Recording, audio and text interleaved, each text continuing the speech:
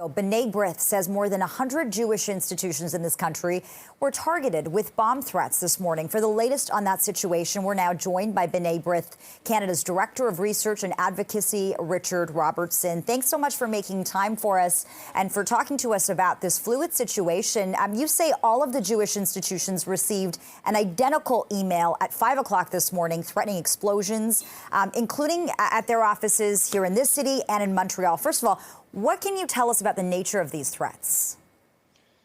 Well, the threats did come in via one mass email at 5 a.m. this morning. They threatened that explosive devices were already planted at Jewish institutions in several hospitals across Canada, and that those devices would be detonated in the coming hours. This was a threat that we took very seriously.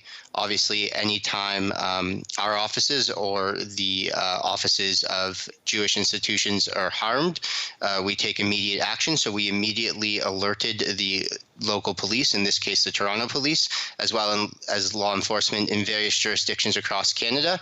And we're very grateful for the swift response from law enforcement to the threat.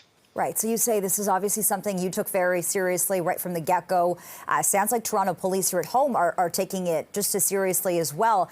What has your correspondence with Toronto police been like? What is the police service saying about this investigation? Well, the investigation is still in its infancy. Obviously, we shared the email with the police, and it's our hope that as soon as possible, the perpetrator or perpetrators of the threat will be uncovered and that they'll be brought to justice. It's a chilling email to receive and one that targets so many all over the country. What was your initial reaction to receive something like that? And what has been reaction like from the Jewish community today? Yeah, it was not a nice morning to wake up to that, but immediately we went to work. These are situations that we unfortunately have to prepare for as a Jewish advocacy organization, and our immediate reaction was concern for the community and to ensure that the threats were mitigated. So our first step was to contact law enforcement.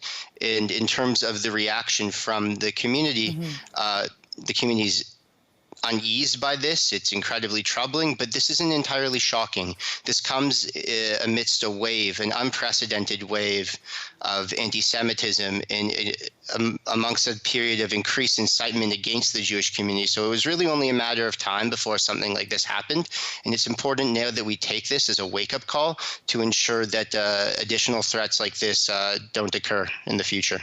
Richard, my understanding is that synagogues, Jewish community centers, and hospitals in Toronto and Montreal received this threat. Can you confirm any of the hospitals or that may have received this threat? I know there's only so much you can say for safety reasons, but is there anything more you can tell us about that?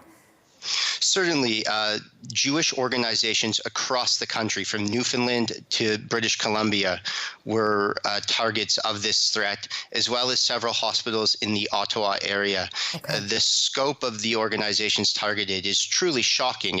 There wasn't a province, I don't believe, that did, or an area of the country that didn't receive a threat. And is there a message that you have for Jewish institutions and members of the Jewish community as you wait to learn more from police services all over the country? Obviously, this is a very difficult day and people must be on edge. Certainly. We must remain vigilant, but we cannot be intimidated. The purpose of this email was to intimidate the Jewish community, and we must remain resolute in our faith. Okay. B'nai B'rith Canada's Director of Research and Advocacy, Richard Robertson, thanks so much for joining us with this update. We appreciate your time.